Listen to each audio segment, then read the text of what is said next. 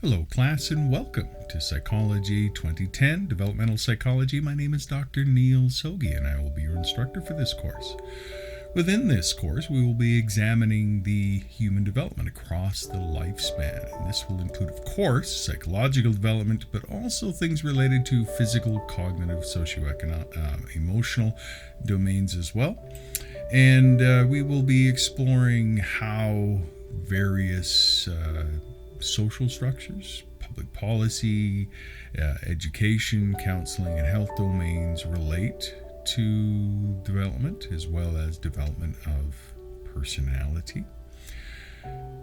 This is an online course, and it's an asynchronous online course, which means that you can complete the majority of the work on a weekly basis at whatever schedule works with you. But I do want to highlight something, and that is that it is important to keep up with your weekly work. So by the end of the week, you should have gone through all of the material for that week, completed all your readings, watching all the videos, completing any quizzes or other written assignments that are due that week. And that is very important. It's very easy in an online course to forget about it for a week or two, and that spells disaster for your success. So just a reminder to keep on, ideally, keep on a schedule that's a weekly schedule, that's routine, that you get things done. That way you don't have to worry about it.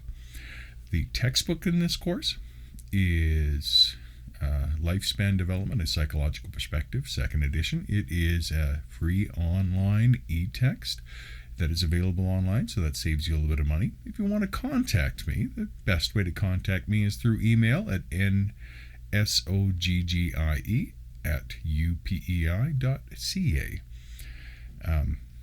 Unfortunately, I am not on campus, and so I will not be available for any office hours appointments. Any other course materials can be found on the UPEI course site. There are also some resources listed on your syllabus. One of them is how to access databases at the UPEI library, and the other one is Purdue OWL, which helps you to guide you through any APA formatting that you may need help with. On that note, I want to highlight that all the written assignments are expected to be submitted in PDF format in APA 7th edition professional formatting. And I do encourage you to take some time to learn how to do that formatting. There's lots of resources out there in order to do that. And if you want to, you can even buy the APA reference manual. But it is available in the library.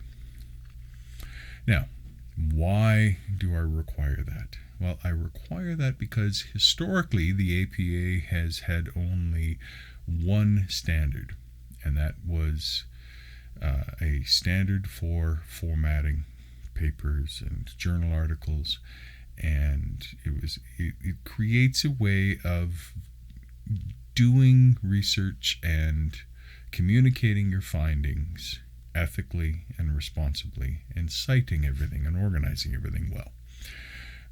Something has changed, though, with the 7th edition, in that there has become a student format and a professional format. Now, the reason why I require the professional format is that part of the whole point of education is to give you the knowledge and the skills to be able to work in a professional setting, and so it's important that you practice that. And so I will expect the professional formatting in all of your work. And the reason why I have the PDF formatting is to ensure that what you submit is what I see. Sometimes what you can have with different word processors is either I'm not able to open the document, or that the document is opened in a way that is different from what you are viewing on your computer. And so when you submit something in PDF format, we can be reasonably assured that the way that you submit it is the way that I'm going to be able to see it when I view it in Moodle. And that is just helpful for both of us. The thing I do want you to keep in mind, though, is that sometimes what ends up happening when you have formatting from word processing and then you change it into a PDF document is that the sometimes lines jump or whatnot. And so I want you to ensure that you look over your PDF document before you submit it. Ensure that what you are submitting is what you actually want to submit. And that just safeguards you against any loss of marks that might come from you submitting, for example, something that is misformatted in the PDF document. If there was some translation error there. So that's just a little bit of a reminder of some of your responsibilities. The other thing I want you to remind you of is to use as many journal articles as you can. I think it's important that you get into the habit of using peer-reviewed journal articles. And you can access those through the UPEI database nice and easily. If you're not sure how to access them, please talk to your librarian and they will be able to help you access those. And that is an important skill to develop very early on in the university career in order to ensure that you become a good, efficient researcher. And not that you need to be a researcher for your career, but it's important to have those skills and to know how to find those kinds of resources so that when you have questions later on in life, you can go to the best sources and you're not simply relying upon Google and Google search engines, because Google really isn't all that good when it comes to answering scientific questions. So it's better to learn how to go to those databases. And along those lines then, when you submit written assignments for me, I will be looking for the number and quality of peer-reviewed journal articles that you have submitted. That is always a very important, or that you have cited. That is a very important thing to have in all of your work. Now, what can you expect within this course? Well, the first thing we're going to cover is on week 1 is lifespan development. And maybe I should just kind of highlight a few things here as far as the first 5 weeks. The first 5 weeks we will have discussions, questions. So by midweek, I'll want you to have covered the material and engaged with the discussion and post your discussion. And then in the last half of the week, I want you to respond to at least 2 peer posts for that week.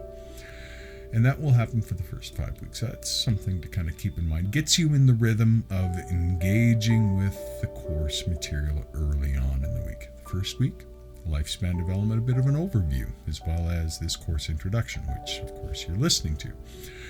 Week 2, we'll be looking at heredity and genetics and prenatal development and the dangers of what are known as teratogens.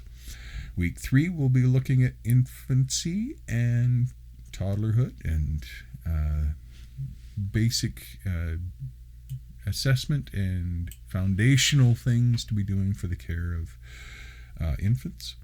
Then week 4, we'll look at early childhood development and the importance of early childhood development. Week 5, we'll look at middle and late childhood and what is expected and normal and what may be abnormal and what you may be confronted with in middle and late childhood. Week 6, we will be looking at adolescence, something that most of you will be either in the late stages of or just emerged from, so you'll be well familiar with that.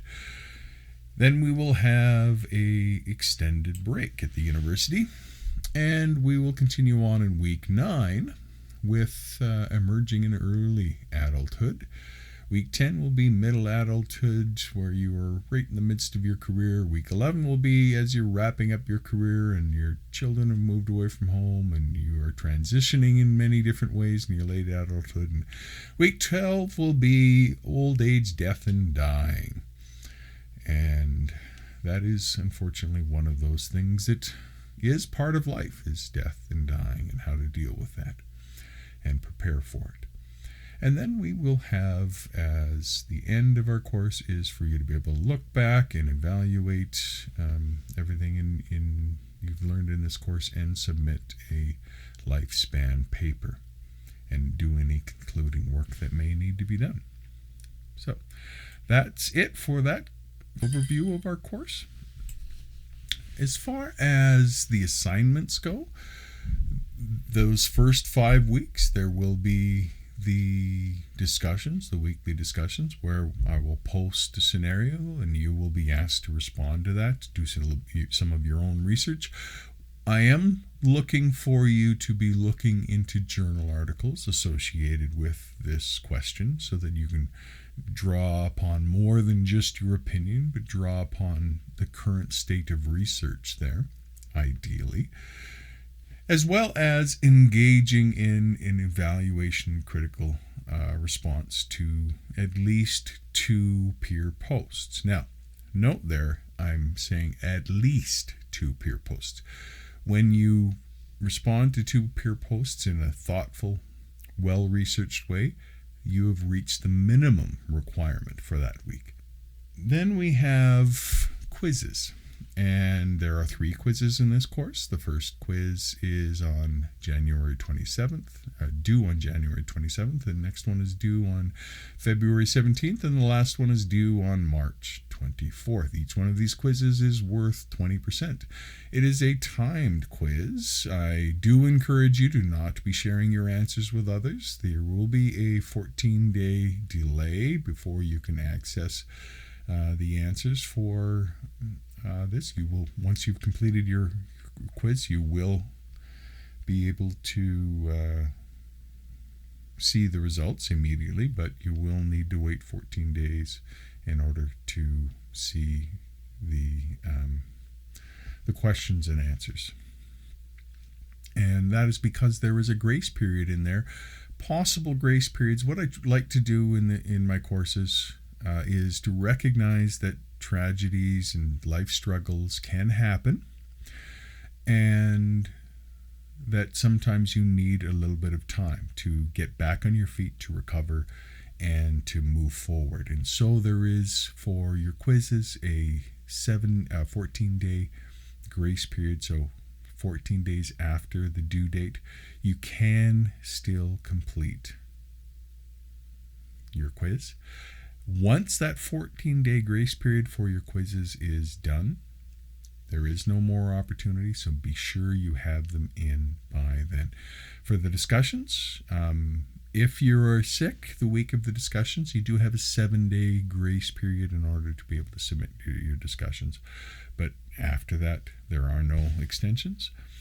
And then again, with the lifespan issues paper, you have that 7 days to submit after the due date. But once that grace period has ended, there is no more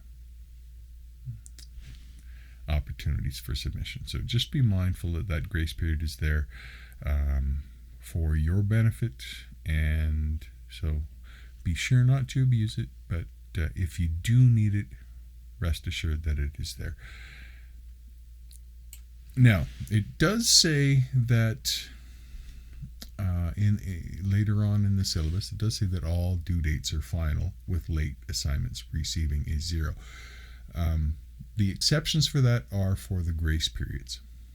So once the grace period has ended, then there is a 0 on that assignment if it has not been submitted. So just be mindful of that. And sometimes students will calculate the grace period in as the real due date. It's not the real due date. It is your grace period, and there is no appeals after that. So just be mindful of that and try to get things in on time. Okay, so I hope that you really enjoy this course. This is a course that can be immensely valuable to your own personal development. You are living this process of lifespan development, and so hopefully it will inform you, it will encourage you, it will help you through your lifespan. And I look forward to engaging with each and every one of you as we go through this course. You take care. Bye-bye.